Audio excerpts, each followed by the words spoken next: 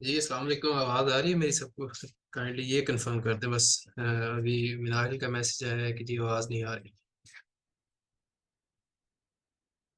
कोई एक बंदा कंफर्म कर दे। सर अब आ रही है, अब आ रही है। चलिए ठीक। Thank you so much. अपने आप को म्यूट ही रखिएगा। अभी कुछ और बच्चे आ जाते हैं और उसके अलावा मैं हुसैन साहब को कह देता हूँ, वो भी ज्वाइन कर लेते हैं। और थोड़ा सा डिसिप्लिन का ख्याल रखना है क्योंकि ज़रा इशू होता है कि भाई लोग ज़्यादा शोर करें तो वो हमें भी फिर सुननी पड़ती है कि आपकी क्लास कैसी है। बच्चे जो है ना वो बात ही नहीं मानते आपकी, या फिर बच्चे शोर करते हैं, उससे डिस्टरबेंस होती है बेसिकली। और हम स्टार्ट करेंगे। थोड़ा सा मैं आपको उनका इंट्रोडक्शन दे देता हूँ। He is a law graduate from Quaid-e-Azam university. और कायदे-ए-आज़म यूनिवर्सिटी का अगर आपको पता है तो आपको ऑलरेडी पता है जी कि वहाँ पे पाकिस्तान की इंटेलेक्चुअल क्रीम कह सकते हैं, अदर देन लम्स में भी। ठीक है, क्योंकि लम्स में भी इंटेलेक्चुअल्स काफ़ी ज़्यादा होते हैं, या फिर उधर पढ़ाई बहुत ज़्यादा होती है। तो कायदे-ए-आज़म यूनिवर्सिटी के भी जो लोग हैं, they are renowned for reading so many books. वो अपने दौरान तालीम ही बहुत ज़्यादा किताबें पढ़ते हैं और उसके बाद भी वो दूसरों को आउटशाइन कर जाते हैं। ठीक है? और अगर आपने क्राउड से अपने आप को डिफर करना है तो लाज़मी बात है आपको कुछ ना कुछ डिफरेंट करना पड़ेगा। The person who follows the crowd will usually go no further than the crowd goes the famous saying कि जो बंदा क्राउड के साथ चलता है वो सिर्फ उधर तक ही जाएगा जहाँ तक दूसरा क्राउड जाता है। तो क्राउड से यहाँ पे मुराद है जी आम एस्पायरेंट, या फिर आम वो कोई 9,800 बच्चा जो कि हर साल सीएसएस फेल कर जाता है, उसकी एलोकेशन नहीं होती। बाकी जो 200 है वो उन वो वाले 200 इंडिविजुअल्स हैं जो कि कुछ डिफरेंट करते हैं। Maybe it is not obvious to the naked eye कि जी वो क्या करते हैं, लेकिन अगर आप उनके साथ इंटरेक्ट करते हैं या डायरेक्टली आपको फर्स्ट हैंड एक्सपीरियंस है उनसे मिलने का, उनसे बात करने का, then you can know better कि उनकी क्या अप्रोच थी, how did they take their studies, और उसको किस तरह से वो लेके चले, उनकी अप्रोच क्या थी। आपकी रिसर्च में उनकी रिसर्च में क्या फ़र्क है, आपके पढ़ने की हैबिट्स में उनकी पढ़ने की हैबिट्स में क्या फ़र्क है, नोट्स किस तरह से बनाते हैं। There are hell a lot of differences. ठीक है? तो अभी मैं उनसे कहता हूँ जी कि वो मीटिंग ज्वाइन कर लें, बल्कि आई थिंक ऑलरेडी सैन साहब आ चुके हैं और उनसे हम बात करते हैं। कुछ क्वेश्चंस मेरे पास हैं जो कि जनरल आपके क्वेश्चंस हैं। काफ़ी सारे लोगों ने मुझे भेजे हुए हैं कि जी शायद हम अनम्यूट ना कर सकें ड्यू टू सर्टेन रीजंस के भाई घर में होते हैं, बच्चे होते हैं। और कुछ क्वेश्चंस जो है मैं बाद में आपके इन्हीं मैसेजेस से लेके तो उनके सामने रख दूंगा। उनसे पूछते हैं इंग्लिश ऐसे को किस तरह लेके चला जाए और उनकी अपनी स्ट्रेटजी क्या थी, सारा कुछ। लेट अस आस्क हुसैन साहब। जी अस्सलाम वालेकुम हुसैन साहब, if you are in the meeting please unmute yourself. जी वालेकुम सलाम। सबसे पहले आपका शुक्रिया, आपने मुझे इनवाइट किया इस वेबिनार में। और आई वेलकम ऑल जो इस वेबिनार में हमारे साथ अभी शामिल हुए हैं या आगे शामिल होंगे। तो बुनियादी तौर पे पहले तो मैं अपने आप को, आपने भी मेरा थोड़ा सा इंट्रोडक्शन दिया है, लेकिन मैं अपने आप को खुद इंट्रोड्यूस कर दूं थोड़ा सा सब लोगों के लिए। मेरा नाम हुसैन नवाज आदिल है। In CSS 2022 I have been allocated in commerce and trade group. अपने एजुकेशनल बैकग्राउंड के बारे में भी थोड़ा सा बता दूं। I have done my graduation in law from Quaid university Islamabad. और मेरी ग्रेजुएशन हुई थी 2021 में, और 2022 की अटेम्प्ट मैंने दी थी, जिसमें अल्हम्दुलिल्लाह पास भी हुआ रिटर्न, उसके बाद एलोकेशन भी हुई है। तो हम जो सेशन स्टार्ट करेंगे, इस सेशन की कुछ बातें होंगी, लेकिन उससे पहले मैं बता दूं जो अभी हमारा पूरा प्रोसीजर होगा इस सारे सेशन के दौरान। कि पहले तो मैं बताऊंगा जनरल, अपना जर्नी थोड़ी सी बताऊंगा, अपने CSS की जर्नी स्टार्टिंग फ्रॉम स्क्रैच। उसके बाद हम थोड़ी सी बात करेंगे जो फियर्स या जो थोड़ी सी मिसकंसेप्शंस हैं स्टूडेंट्स के अंदर, उनके बारे में। तीसरा कि एसए की बुनियादी चीज़ें, या वाई एसए क्यों ज़रूरी है, क्यों लिया जाता है, एग्जामिनर प्राइमरी डिमांड क्या कर रहा होता है, क्या स्किल्स वो नेसेसरी होती हैं, हमें चाहिए होती हैं अपने ऐसे को पास करने के लिए, या अपने रीडर तक या अपने एग्जामिनर तक अपने पॉइंट ऑफ व्यू को अच्छे तरीके से पहुंचाने के लिए। उसके बाद थोड़ा सा लिटरेरी एसे के बारे में बात करेंगे, और लिटरेरी एसे से पहले थोड़ा सा हम करेंगे एनालिसिस जो पास्ट पेपर अभी 2023 का आया CSS का। उसके बाद PMS है KP का, PMS है पंजाब का, तो उसमें जो ट्रेंड चलता आ रहा है और नज़र आ रहा है हमें अभी अर्ज होता हुआ, डेवलप होता हुआ, तो उसके बारे में बात करते हुए फिर थोड़ी सी डिटेल में जाएंगे क्या है डिस्क्रिप्टिव और लिटरेरी में, और उसका फ़ायदा क्या है हमें ऐसे से। और फिर हम बात करेंगे कि प्रेसी के पेपर में थोड़ी सी, जैसा कि पहले अपनी जर्नी के बारे में बता दूं थोड़ा सा आपको। लॉ की डिग्री थी मेरी कायदे यूनिवर्सिटी से, वो डिग्री मेरी हुई थी अगस्त 2021 में। और जो हमारी अटेम्प्ट थी वो क्योंकि थोड़ी सी पोस्टपोन हो गई थी, पहली दफ़ा MPT इंट्रोड्यूस करवाया गया था, तो हमारी अटेम्प्ट हुई थी मई 2022। तो अगस्त से लेके तकरीबन ये 8-9 महीने बनते हैं। और इस 8-9 महीनों में पहले तो डिग्री के फौरन बाद बंदे को एटलीस्ट 1 महीना 2 महीने लग जाते हैं ये डिसाइड आजकल के हालात में एक बाहर जाने का ऑप्शन बंदे को थोड़ा सा अट्रैक्ट भी करता है। सारे ऑप्शन को देखते हुए महीने में गुजर जाता है। उसके बाद आई होप आवाज़ क्लियर है सबको। तो था कि बीच जैसे पर्सनल कैजुअल पर्सनल चीज़ें भी आ जाती हैं जो आपको बिजी रखती हैं। आपका जो चल रहा होता है तैयारी का या प्रिपरेशन का टाइम, उसमें थोड़ी सी डिस्टर्बेंस लाजमी आती है इस चीज़ के लिए। तो डिस्टॉर्शन होगी मेरी आवाज़ में थोड़ी सी, थोड़ा सा इंटरनेट का इशू बीच बीच में किस किस टाइम होता है। तो काइंडली अगर कोई हो तो मुझे बता दें ताकि मैं उधर से रिपीट कर लूँ। अच्छा, मैं अपनी जर्नी बता रहा था। तो अगस्त में जब मेरी डिग्री हुई थी 2021 में, तो पहले 1-2 महीने तो ये अंडरस्टैंड करने में, ये सोचने में टाइम लगा कि करना क्या है अभी ऑनवर्ड। बाद जब CSS का डिसाइड किया तो फिर थोड़ी सी चीज़ें बीच में अपनी पर्सनल जो प्रॉब्लम्स होती हैं, ये पर्सनल कोई शादी कोई फोटकी वगैरह आती रहती है, तो उनमें काफ़ी टाइम ज़ाया हुआ। लेकिन इसके बावजूद आई स्टे डिटरमेंट के मुझे अटैम्प्ट पहले ही साल देनी है, और जितनी भी प्रिपरेशन हो उस प्रिपरेशन के लिहाज से देनी है। और दूसरी चीज़ जो मोस्टली कैंडिडेट्स का क्वेश्चन भी होता है, मोस्टली कैंडिडेट्स को इशू भी होता है कि कौन सी एकेडमी आपने ज्वाइन की या कौन सी एकेडमी में से आपने अपनी प्रिपरेशन की। तो मैं बता दूं कि मैंने अपनी अकेडमी को ज्वाइन नहीं की थी ड्यूरिंग प्रिपरेशन। लेकिन ड्यूरिंग डिग्री 2-3 वीक्स के लिए मैं अपने कुछ फ्रेंड्स के साथ इस्लामाबाद में एक टीचर है उनके पास जाता रहा था, सिर्फ ये जानने के लिए क्योंकि वो जा रहे थे, तो एक तो कंपनी के तौर पे और दूसरा इसलिए कि ये जो आउटलाइन, ये इंट्रोडक्शन, ये जो बेसिक चीज़ें होती हैं ये होती थी अंदर, और इन चीज़ों के बारे में पता चला। तो इसके बाद मैंने कोई एक नहीं की थ्रू आउट अपनी स्टडी के दौरान, और एंड पे कुछ मॉक्स दिए थे, और उन मॉक्स के बाद फौरन अपनी अटेम्प्ट दी थी मैं अंदर। तो ये थी तकरीबन मेरी जो ओवरऑल जर्नी बनती है अपना टाइम पीरियड के लिहाज से। अच्छा, अच्छा, मैसेज एंड आगे एंड पे आगे देख लेंगे चलते जो हैं जी। क्वेश्चंस वगैरह है, ये एंड पे पूछ लेंगे। अभी जरा बात सुन लें, क्योंकि टाइम उनके पास भी शॉर्ट होता है। So I would very much appreciate कि पहले जरा जो उन्होंने आपसे बातें करनी है वो पहले सुन लें, और एंड पे जो क्वेश्चंस होंगे इंशाल्लाह वो एड्रेस कर देंगे, इतना हो सका। हाँ जी, ठीक हो।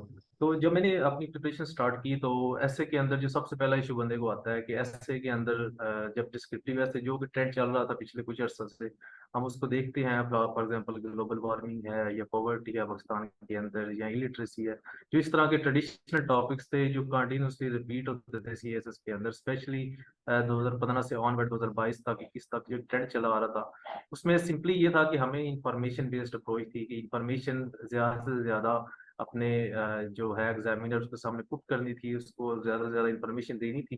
तो मैं शुरू से इस चीज़ को अबोर करता था कि मैं अब कोई रोट लर्निंग करूँ, क्योंकि अपनी डिग्री भी लॉ की थी तो लॉ के अंदर रट्टा होता भी नहीं है। और थ्रू आउट दिस प्रोसेस, उससे पहले भी जो मेरी एजुकेशन रही है, तो रट्टा कोई ऐसी चीज़ है जो कई स्टूडेंट बहुत अच्छा कर लेते हैं और कई स्टूडेंट ऐसे होते हैं जिनको इस चीज़ से उनकी जान जाती है या इस चीज़ से भागना चाहते हैं वो। तो थोड़ा सा रट्टे से मेरी भी जान जाती थी, तो फिर आई प्रेफर कि मैं कोई इस तरफ जाऊं जो ज़रा क्रिएटिव हो। शुरू शुरू में डिस्क्रिप्टिव ऐसे ही अटेम्प्ट किए थे मैंने, लेकिन आफ्टरवर्ड्स मैं एक अपने जानने वाले थे सीनियर हैं, वो CS की हैं वो भी, तो उन्होंने 3 अटेम्प्ट दी थी और तीनों उनकी क्लियर थी अटेम्प्ट्स, और उनकी एक में एलोकेशन नहीं हुई थी और बाकी 2 में एलोकेशन हो गई थी। तो PSB में है वो। तो उन्होंने मुझे बताया था कि उनका जो प्रोसेस था 8-9 साल का प्रोसेस बनता है, क्योंकि उन्होंने काफी गैप भी लिया था उसमें। तो दे ही ऑलवेज अटेम्प्टेड लिटरेरी ऐसे, आर्गुमेंटेटिव ऐसे, जो भी आप उसको कह लें, कि वो इस तरह के ऐसे होते हैं जिनमें थोड़ी सी लिबर्टी आपको मिलती है। तो जब इस बारे में मुझे पता चला तो आई स्टार्टेड प्रैक्टिसिंग देम। तो मैंने काफ़ी 10 से 15 आउटलाइंस अपनी हर टॉपिक को डाइवर्स टॉपिक से, डाइवर्स बैकग्राउंड से, डाइवर्स डायमेंशन से अपने टॉपिक्स को अटेम्प्ट किया, उनके आउटलाइंस बनाई, उनके एसेस बनाए।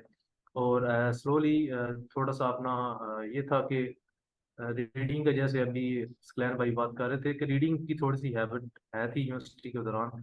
काफ़ी ज़्यादा रीडिंग यूनिवर्सिटी के थ्रू दैट पीरियड की हुई थी। वो यही सोच के की थी, सीएसएस का सोच कितनी, लेकिन वैसे एक कल्चर भी है कायदेज़म के अंदर थोड़ा बहुत, अगर कोई इसमें पार्टिसिपेट करे तो जाहिर बात है तभी उससे फ़ायदा उठा सकता है। लेकिन एक कल्चर एग्जिस्ट जरूर करता है लाइब्रेरी जाने का, सीएल जाने का, और फिर बुक्स वगैरह पढ़ने का, उसकी डिस्कशन करने का हॉस्टल्स के अंदर। तो उस चीज़ के अंदर भी पार्टिसिपेट किया, और सिर्फ उस इंटरेस्ट के लिए, अपनी क्यूरियोसिटी के लिए रीडिंग काफ़ी की हुई थी ड्यूरिंग यूनिवर्सिटी। तो फिर जब पेपरों के अंदर आए, पेपर तक पहुंचे, तो ड्यूरिंग दैट ब्रेनस्टॉर्मिंग और थिंकिंग ऐसे के लिए जो हम करते हैं, तो उसमें उसने काफ़ी मदद दी, काफ़ी हेल्प की, और आसान हो गया मेरे लिए पेपर को अटेम्प्ट करना। और पेपरों का अगर मैं अपना बता दूं आपको, तो जो सी एस एस 2022 में मैंने ऐसे अटेम्प्ट किया था वो था imagination is more important than knowledge.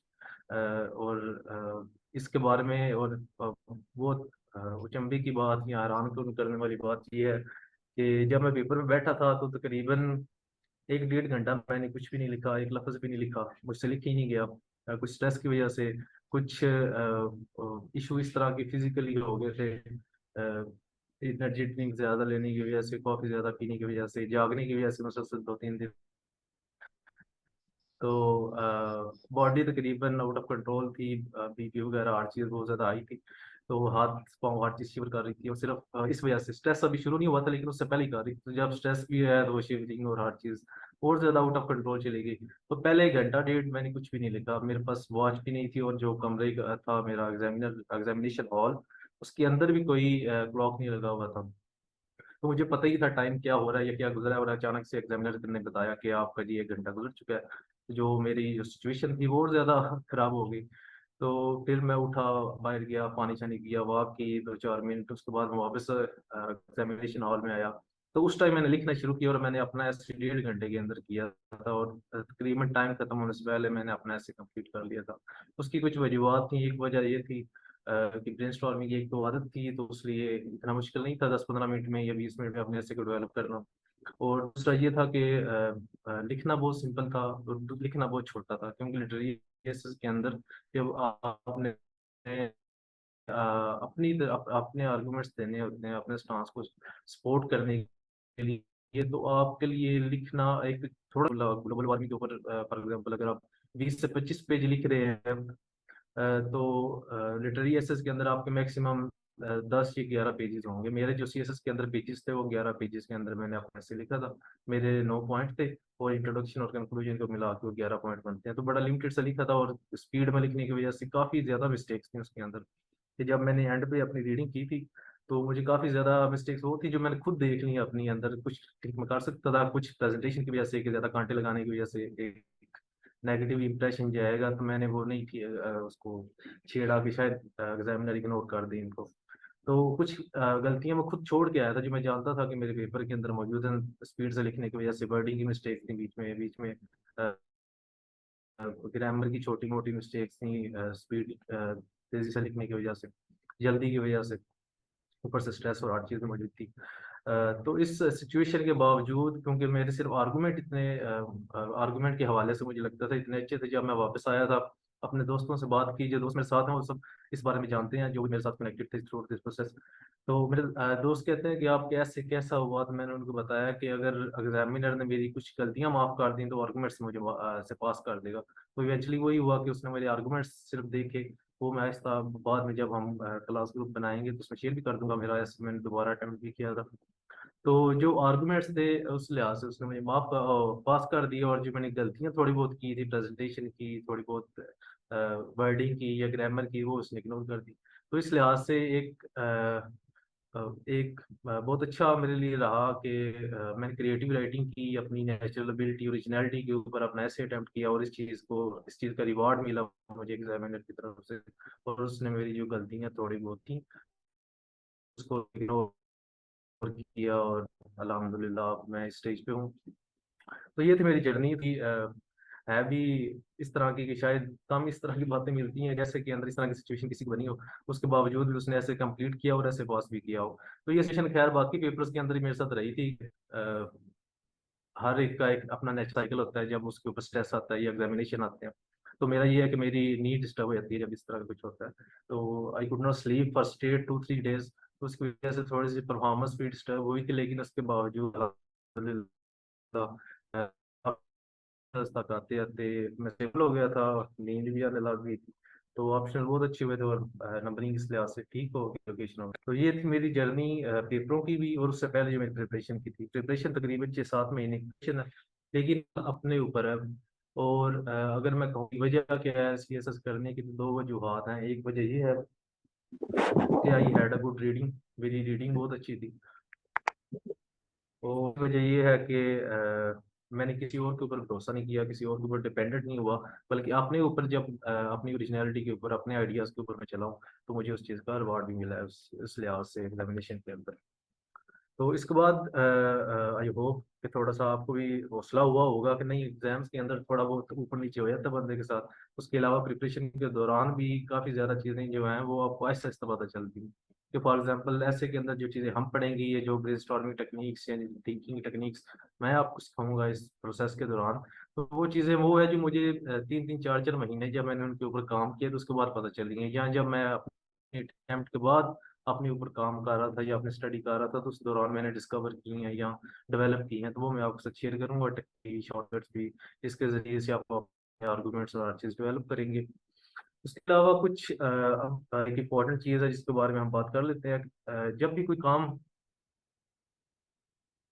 Law की डिग्री थी लेकिन वो गुड तो बिल्कुल नहीं थी, और स्पेशली पाकिस्तान के इन्वायरमेंट तो बिल्कुल गुड नहीं है।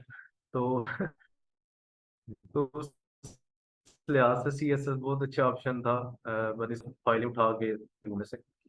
तो जो मोस्ट इम्पोर्टेंट चीज़ है हमारे लिए, वो ये है कि जब भी कोई हम एक्शन करते हैं तो उसकी दो क्वेश्चन हैं जो बहुत इंपॉर्टेंट क्वेश्चन है, जो हमें पूछने चाहिए हर एक्ट से पहले एज अ रैशनल इंडिविजुअल्स।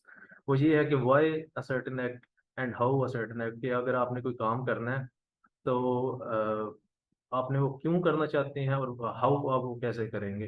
तो जब पेपर के बारे में या ऐसे के बारे में मैंने शुरू में सोचना शुरू किया कि मुझे क्या चीज़ें होंगी जो एग्जामिनर डिमांड करता होगा, वो क्या चीज़ें होंगी जो एग्जामिनर मेरे ऐसे के अंदर चाहता है, जो मुझे उसके प्रेजेंट करनी है या अपने अंदर डेवलप करनी है, जिसके बाद मेरे लिए जो मेरा ऐसे का पेपर है वो आसान हो जाएगा निस्बतन।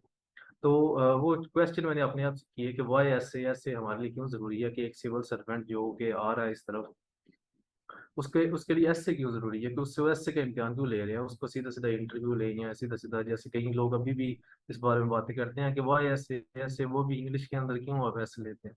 कि आपको एक सिविल सर्वेंट चाहिए ना, कि एक स्कॉलर चाहिए जो आपको अच्छी इंग्लिश के अंदर कोई चीज़ लिख के दे सकता हो। तो ये क्वेश्चन मेरे अंदर मेरे पास भी थे, तो मैं भी सोचता था जब शुरू में प्रिपरेशन स्टार्ट की थी। तो लाजमी हर एस्पायरेंट को जो नहीं सोचता उसको सोचना भी चाहिए, क्योंकि सोचना ही वो असल चीज़ है जो डिमांड करता है एग्जामिनर हर पेपर के अंदर आपसे, स्पेशली जो करंट ट्रेंड है उसके अंदर। तो तीन चीज़ें जो मैंने नोट की थी जो एग्जामिनर डिमांड करता है हमसे, ऐसे वैसे एक जनरली एक चीज़ है, कम्युनिकेशन का स्टाइल है, अपने पॉइंट्स को अपनी बात को दूसरे तक प्रेजेंट करने का, दूसरे तक पहुंचाने का। जैसे अभी मैं कम्युनिकेशन कर रहा हूँ आपसे, वर्बल कम्युनिकेशन कर रहा हूँ, बोल के आप लोगों से बात कर रहा हूँ। तो इसी तरह कुछ एक तरीका कार है लोगों से कम्युनिकेट करने का, उससे बात करने का, अपना पॉइंट ऑफ व्यू उन तक पहुंचाने का, जो कि रिटर्न है। रिटर्न के जरिए आप अपनी कम्युनिकेशन करते हैं। तो ऐसे प्राइमरी तौर पे एक स्टाइल ऑफ कम्युनिकेशन है बिटवीन टू इंडिविजुअल्स, क्योंकि हम जब ऐसे लिखेंगे तो वो एक इंडिविजुअल एस्पायरेंट है और एक इंडिविजुअल जो है वो एग्जामिनर है। तो जारी बात है, जो एग्जामिनर वाला इंडिविजुअल है उसके ज़्यादा वैल्यू है, तो हम उसकी थोड़ी सी डिमांड्स का ख्याल भी रखेंगे। और ये जहन में रखेंगे कि हम अपना सिर्फ आउटपुट नहीं दे रहे, बल्कि उसको एक खास अंदाज से देंगे ताकि वो उसको समझ सके। क्योंकि कम्युनिकेशन का मोस्ट इफेक्टिव वे क्या होता है, कम्युनिकेशन का मोस्ट इफेक्टिव वे यही होता है कि आपकी कम्युनिकेशन क्लियर हो, सिंपल हो और अगले बंदे को समझ आए। तो यही ऐसे के अंदर है कि ऐसे बुनियादी तौर पे आप इस चीज़ को अपने ज़हन नशीन कर लें, अपने ज़हन में अंडरस्टैंड कर लें और समझ लें इस बात को कि ऐसे से मुराद एक स्टाइल ऑफ कम्युनिकेशन है जो कि रिटर्न में फॉर्म में है। अब उसके रूल्स क्या हैं, उसकी बाकी चीज़ें क्या, गाइडलाइंस क्या हैं, उनके बारे में हम बाद में बात कर लेंगे। लेकिन जैसे कम्युनिकेशन की गाइडलाइंस किसी ने आपको कभी नहीं बताई इस तरह, ऐसे के अंदर भी आप कम्युनिकेट कर रहे हैं, उसकी जो गाइडलाइंस आपको दी जा रही हैं या कोई अकेडमीज वगैरह देती हैं, तो उनको रेस्ट्रिक्ट लॉज के तौर पे आपने नहीं लेना कभी भी, कि एफपीएससी के रूल्स हैं कि नहीं जी आपने थीसिस स्टेटमेंट इस तरह लिखनी है, इंट्रोडक्शन का स्टाइल इस तरह रखना है। अब वो एक गाइडलाइंस है जो जो कि आपको हेल्प करती हैं एक स्ट्रक्चर्ड वे से बात करने का, बात करने करने का। तो जो ये गाइडलाइंस थी ये ऐसे ऐसे डेवलप हुई थी, कुछ इंटरनेशनली भी इसके ऊपर काम हुआ है कि आप कैसे ऐसे प्रेजेंट करें, क्रिएटिव राइटिंग क्या होती है, उसके रूल्स क्या हैं। तो थोड़ी सी उस चीज़ के बारे में हार्वर्ड और यूनिवर्सिटीज में काफ़ी पब्लिकेशन भी हुई है, और क्योंकि ये कॉमर्स से बहुत पहले का स्टार्ट हुआ है, तो थोड़ा सा इसके ऊपर ये गाइडलाइंस सिर्फ एम हवा में नहीं है, थोड़ी सी हैं भी, लेकिन ये सिर्फ गाइडलाइंस के तौर पे है ताकि आपकी कम्युनिकेशन बिल्कुल ठीक हो। वरना लिटरेचर के अंदर हर ऑथर का अपना एक स्टाइल है जिसके जरिए से वो अपनी बात को प्रेजेंट करता है, और हर ऑथर को पसंद भी उसके अपने मुनफरिद अंदाज की वजह से किया जाता है। ठीक हो गया। तो जब आप हमने गौर करना है इन बातों के ऊपर, तो हमने इन जो है ऑर्थोडॉक्स प्रिंसिपल जैसे बना दिए गए हैं अकेडमीज के अंदर।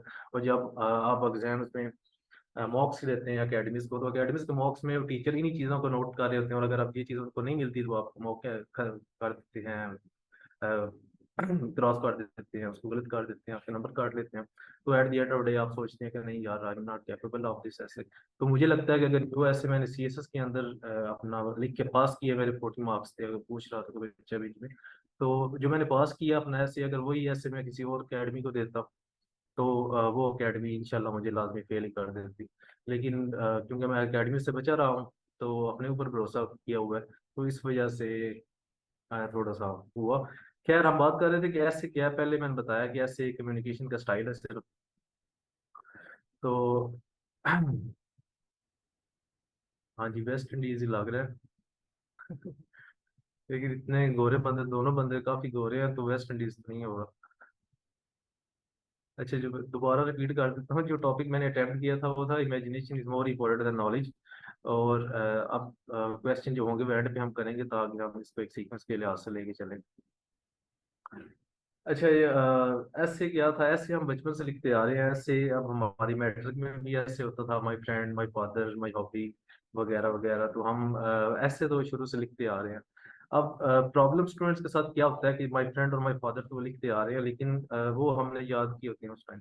तो उस टाइम भी काफी बच्चों के साथ ये इशू आता है कि याद करके वो माय फ्रेंड जाते हैं, और पेपर में माय फादर आ गया, तो उन्होंने क्या करना है, उन्होंने फ्रेंड का नाम सिर्फ फ्रेंड की जगह फादर लिख देना है, और वो पूरा ऐसे जो है वो माय फ्रेंड वाला लिख देना है, या many fathers but Ali is my best father. तो इस तरह जब वो रूट लर्निंग करेंगे, आप रट्टा लगाएंगे, तो बच्चों के साथ अभी भी जो ऐसे के अंदर प्रॉब्लम आती है वो यही है कि अकेडमीज उनको एक खास अंदाज से डालने की कोशिश करते हैं। तो जब वो उसी अंदाज के अंदर फिक्स रखते हैं ना अपने आप को, उन रूल्स के अंदर फिक्स रखते हैं, तो जब ऐसे के अंदर जो क्रिएटिवली या थोड़ा सा कोई मुनफिद टॉपिक आता है, तो उनके लिए काफी ज्यादा प्रॉब्लम इसलिए हो जाती है क्योंकि वो अपने आप को उस एक सर्कल के अंदर या उस गाइडलाइंस के जरिए से देख रहते हैं। वो अपने आप को खुद उस तरह जज नहीं कर पाते, अपनी थॉट को, अपनी थिंकिंग को, अपनी रैशनैलिटी को। अच्छा, तीन चीजें हैं, तीन इंपॉर्टेंट स्किल्स हैं जो कि एसए वाले पेपर में ना आपसे मांगी जाती हैं, जो बुनियादी तौर पे मकसद है एसए का। एसए का मकसद क्या है, आपको 12 सब्जेक्ट होते हैं सीएसएस के अंदर। जो 11 या 10 सब्जेक्ट होते हैं, प्लस को भी निकाल देते हैं हम इसमें से। जो 10 सब्जेक्ट होते हैं उनके अंदर क्या होता है, आपको आर्ट्स ऑप्शन दिए जाते हैं, उनमें से आपने 4 या 5 ऑप्शन के ऊपर आंसर, क्वेश्चन आंसर लिखना होता है।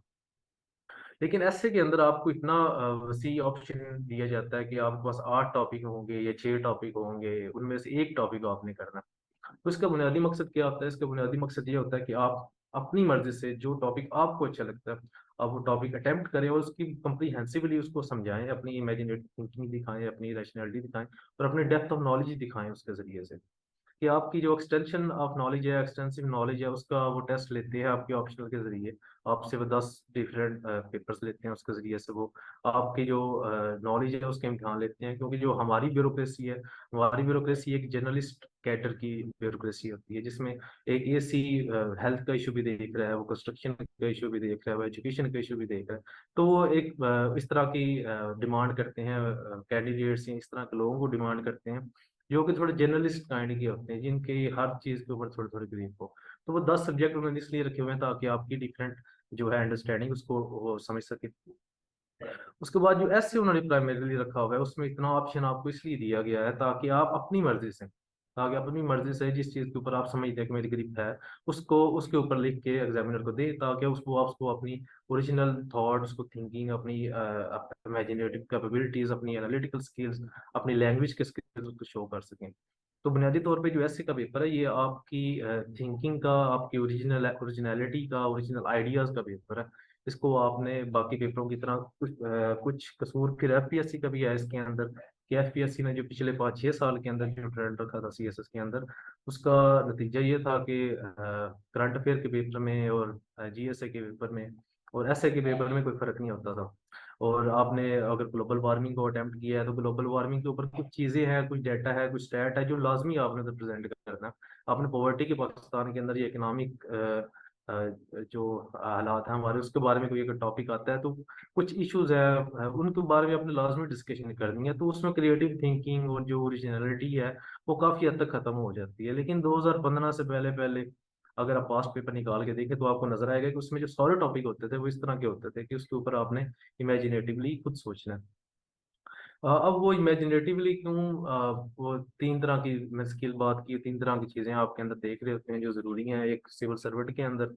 उसमें सबसे इम्पोर्टेंट चीज़ है इमेजिनेटिव थिंकिंग, कि आप एक इमेजिनेटिव पर्सन हो, आप कल को एसी, एसपी या डीसी या उससे भी ऊपर कहीं लगे हों, तो आपको अगर कोई प्रॉब्लम ऐसी आए जिसका सोल्यूशन ऑलरेडी आपको सीनियर्स ने नहीं बताया हुआ किसी गाइडलाइंस के जरिए से, तो आपके अंदर इतनी इमेजिनेशन हो कि उस प्रॉब्लम को एक क्रिएटिव तरीके से उसको हल कर सकें। आपके अंदर इतनी एनालिटिकल स्किल्स हों कि आपके ऊपर, आपके सामने कोई भी प्रॉब्लम्स आई है, डाटा आया, फॉर एग्जांपल आप किसी जगह केस ही हैं और उधर हेल्थ का बहुत ज़्यादा इशू है, तो आप देखेंगे कि इधर कितनी पॉपुलेशन है, इसकी डेमोग्राफी क्या है, इसके पॉपुलेशन डिवीजन किस तरह है, इसके जो हेल्थ सेंटर्स हैं वो किस किस जगह पे मौजूद है, उनके अंदर क्या क्या मशीनरी या जो फैसिलिटीज़ हैं वो अवेलेबल है, और कौन सी फैसिलिटीज़ या मशीनरी है जो जो लैक कर रही हैं ये जगह पे।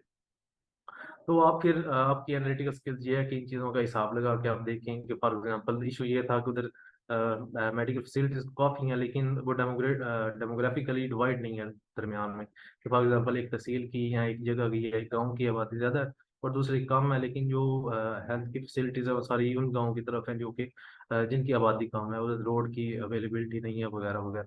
तो इस तरह की अगर प्रॉब्लम आपके पास आते हैं, तो आपका एनालिटिकल स्किल इतना होना चाहिए कि आप अंदाज़ा लगा सकें कि असल प्रॉब्लम किधर आ रहा है, कि प्रॉब्लम ट्रांसपोर्टेशन में आ रहा है, प्रॉब्लम एक्सेसिबिलिटी की आ रहा है, या प्रॉब्लम फैसिलिटीज का आ रहा है।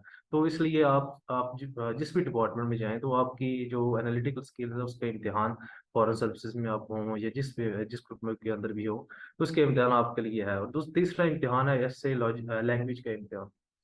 अब जब 17th ग्रेड तक काफ़ी हद तक आपका जो काम है वो एडमिनिस्ट्रेटिव काम है, वो एग्जेक्टिव का काम है कि आप डायरेक्टली इम्प्लीमेंटेशन के अंदर भी इन्वॉल्व होते हैं। लेकिन जब 18th और 19th ग्रेड तक पहुंचते हैं, तो तकरीबन आपका जो 95% काम है वो एक लिटरेरी काम है, वो आपके सिग्नेचर के साथ हो रहा है, आपसे आपको लिया आपके लिए पॉलिसी आ रही है, उस पॉलिसी को इंटरप्रेट कर रहे हैं, उसके मुताबिक ऑर्डर्स बना रहे हैं और ऑर्डर अपने मुतलक को दे रहे हैं, या आप पॉलिसी मेकिंग के लेवल तक खुद पहुंच चुके हुए हैं, आप सेक्रेटरीज हैं या अंडर सेक्रेटरीज हैं, तो उसके जरिए से आप खुद पॉलिसीज डेवलप कर रहे हैं और पॉलिसी इतनी क्लियर डेवलप कर रहे हैं कि आपके जो मतहत है, जो लोग आपके नीचे काम कर रहे हैं, वो उसको समझ सकें।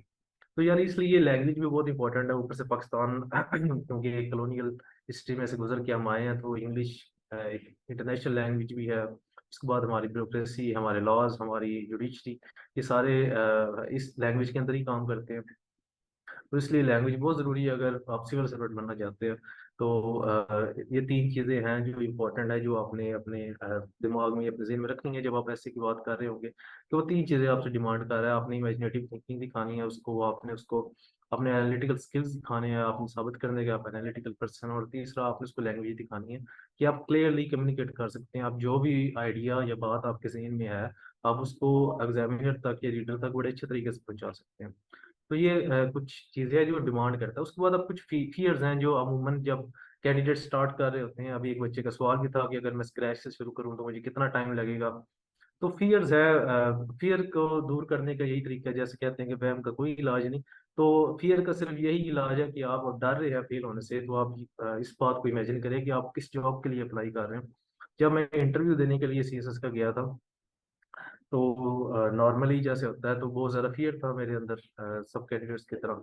तो मेरे जो बारी थी वो पहली बारी थी कि जुमे वाला दिन था और पहला जो कैंडिडेट था वो मैं ही था। हम डिटेल में आएंगे हाउ टू कलेक्ट डाटा और इन सारी बातों के बारे में।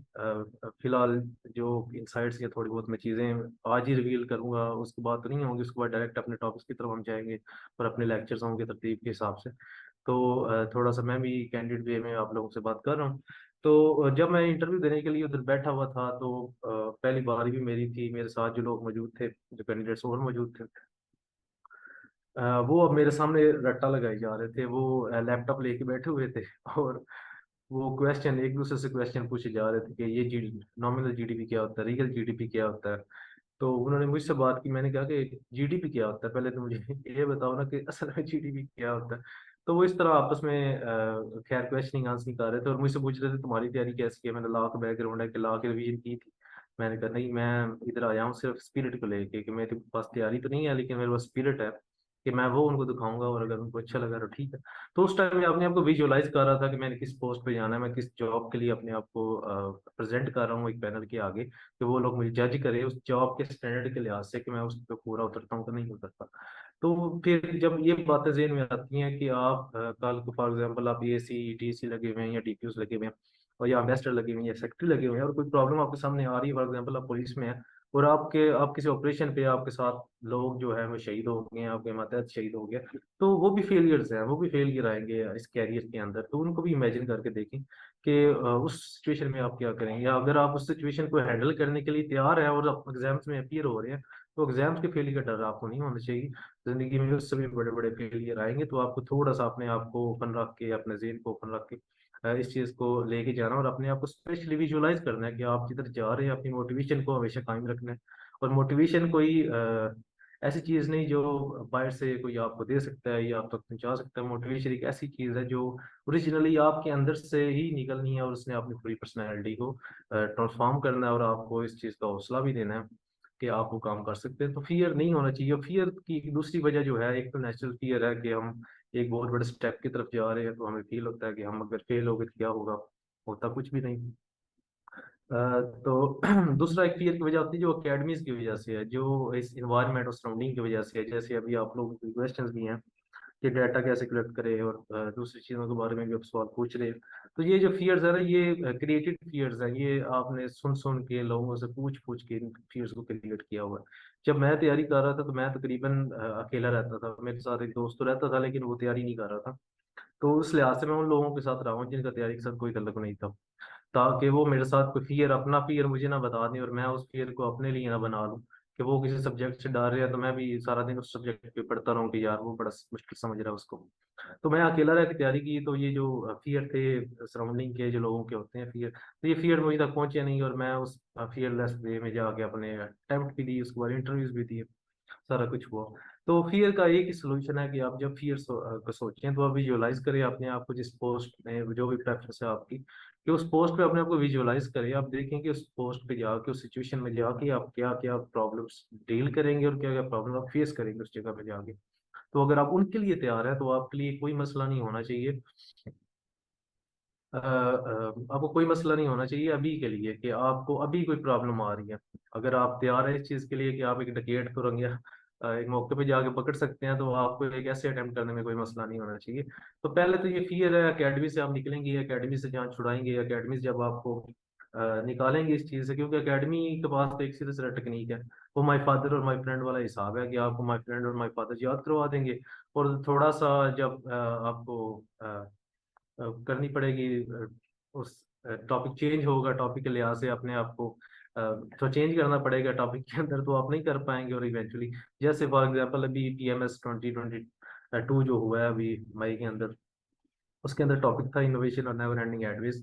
तो मैं कुछ दोस्तों से मिला जो कि पीएमएस दे रहे थे मेरे, तो मैंने उनसे पूछा कि आप इनोवेशन ये टॉपिक को कैसे अटेम्प्ट किया आपने। मैंने ये टॉपिक अटेम्प्ट किया हुआ था, उस पीएमएस को देख के दोबारा अटेम्प्ट किया था मैंने। तो मैंने उनसे कहा कि आपने ये कैसे टॉपिक अटेम्प्ट किए। तो तकरीबन वो बच्चे जो ऑलरेडी ईएमएस क्वालिफायर हैं, मैं उनसे उनकी बातें कर रहा हूँ कि उनसे मैं पूछ रहा था कि आपने क्या ये टॉपिक कैसे अटेम्प्ट किया। तो उनका क्या हिसाब था कि उन्होंने इनोवेशन का लफ्ज देखा है, उन्होंने माई फ्रेंड वाला हिसाब किया कि इनोवेशन जितनी आज तक इनोवेशन हुई है उनके बारे में पॉइंट बना के ऐसे अपना अटेम्प्ट कर दिया कि हमने फायर डेवलप की, हमने पहिया डेवलप किया, हमने इंडस्ट्रियल रेवोल्यूशन लाई, हमने अब एआई ले आए हैं, वगैरह वगैरह वगैरह। तो हालांकि टॉपिक था कि इनोवेशन नेवर एंडिंग के बारे में बात ही नहीं की कि इनोवेशन नेवर एंडिंग क्यों है। वो वजूहत क्या है कि इनोवेशन हमेशा होती रहेगी, क्यों होती आई है, क्या काजिज थे जिसने उसको मजबूर किया इंसान को हमेशा इनोवेट करने पे, और क्या वजूहात हैं कि वो हमेशा इनोवेट करता रहेगा। कि हम एआई पे आ गया तो इसका मतलब इससे आगे जाने जाएंगे, हम डेफिनेटली जाएंगे। तो क्या वजूहात है कि हम इससे आगे भी जाएंगे। तो उनके बारे में बात करनी थी, लेकिन वही रूट लर्निंग वाला अकेडमीज वाला मेथड उनके जहन में था कि एक दफा गलती से कहीं ऐसे पास था उनका। तो उनको लगता था कि आप ठीक है, हमें इतनी ज्यादा थिंकिंग की सोचने की जरूरत नहीं, बस कल को हम सिविल सर्विस में भी जाएंगे तो इतना ज्यादा सोचने की जरूरत नहीं। यही मसला शायद हमारे ब्यूरोक्रेट्स के साथ है भी फिलहाल कि क्योंकि ओवरऑल हम नेशन भी इस तरह की हैं कि जिसने रैशनैलिटी को, थिंकिंग को, इस चीज को खत्म कर लिया अपने लिए। तो जो ब्यूरोक्रेसी है वो तो बिल्कुल समझती है कि गाड़ी है, पैसा है, उसके बाद करप्शन का काफी निज़ाम खुला डुला होता है लोगों के पास। तो कोई जरूरत नहीं सोचने की कि ये प्रॉब्लम आ गई है तो हम कैसे हेल्थ फैसिलिटीज को ठीक करें, कैसे एजुकेशन को ठीक करें, कैसे इंटरनेशनली अपने मामलात को ठीक करें, अपनी इकानमी को कैसे इंप्रूव करें। तो इस तरह की थिंकिंग के लिए ना उनको बस टाइम ही नहीं बचता। जैसे वजीरी की शो में था कि हम अपनी सीएसएल की प्रिपरेशन के दौरान 90% अपना दिमाग फारग कर चुके होते हैं, तो फिर सारी जिंदगी 10% दिमाग के साथ गुजारा करना पड़ता है। तो यही काम ब्यूरोक्रेट्स का होता है कि अपनी तैयारी के दौरान ही वो अपना 90% दिमाग जो है वो जाया कर लेते हैं, और बाकी सारी उम्र उनके जो कैरियर होता है वो 10% दिमाग के साथ चल रहा होता है। तो खैर हमने उस टाइप पे ना तो ब्यूरोक्रेट बनना है और ना उस टाइप पे जाना है। तो हमारा काम जो होगा वो होगा थिंकिंग को और अपनी जो क्रिएटिव एबिलिटीज है उनको पॉलिश करना, ताकि किसी तरह का भी टॉपिक हमारे सामने आए तो हमें अटेम्प्ट करने में कोई इशू ना हो, बिल्कुल कोई इशू ना हो कि हम कोई भी टॉपिक, किसी तरह का टॉपिक भी हमारे सामने आएगा तो हम उसको अटेम्प्ट कर लेंगे। इतनी एबिलिटीज हमारे अंदर होनी चाहिए, और इतनी एबिलिटीज हम इस प्रोसेस के, इस सेशन के दौरान आपके अंदर मैं कोशिश करूंगा इंस्टिल करने की, आगे डेवलप करनी, उसको पॉलिश करना, ये आप लोगों का काम है। उसके अलावा एक बहुत बड़ा फियर, जो तीसरा एक अनरीजनेबल फियर है, बिला वजह के एक फियर जो है लोगों के अंदर, वो फ्लॉवरी इंग्लिश का फियर है। कि आपने अगर ऐसे अटेम्प्ट करना है तो आपकी इंग्लिश बंडर असल से काम तो एटलीस्ट नहीं होनी चाहिए। आप बिल ड्यूरेंट के मुकाबले में बुक लिखें तो आपकी सेल ज्यादा होनी चाहिए, इस लेवल का ऐसे आपने लिख के आना है।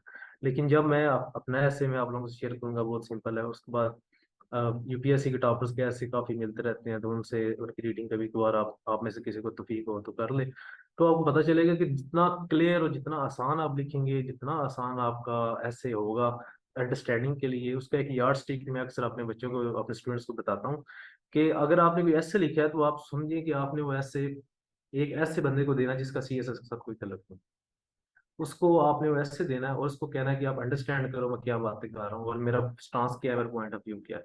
कि आपकी राइटिंग इतनी क्लियर होनी चाहिए कि इतना क्लैरिटी के साथ आप लिख रहे हो कि अगर कोई 10वीं क्लास का बच्चा या 12वीं क्लास का बच्चा जिसका सीएसएस का कोई तल्लुक नहीं, लेकिन उसकी इंग्लिश ठीक है, वो इंग्लिश पढ़ सकता है, समझ सकता है, तो वो आप कैसे समझ के बता दे कि आपका पॉइंट ऑफ व्यू क्या है। तो बस इतनी इंग्लिश आपको चाहिए उसके लिए, ना कोई फॉर एग्जाम्पल मैंने कुछ लोगों से सुना था ड्यूरिंग माई प्रिपरेशन कि इतने जी 20 या 10 या 5 कॉम्प्लेक्स सेंटेंसेस होने चाहिए, 8 कंपाउंड सेंटेंसेस होने चाहिए, और 10 सिंपल सेंटेंसेस होने चाहिए।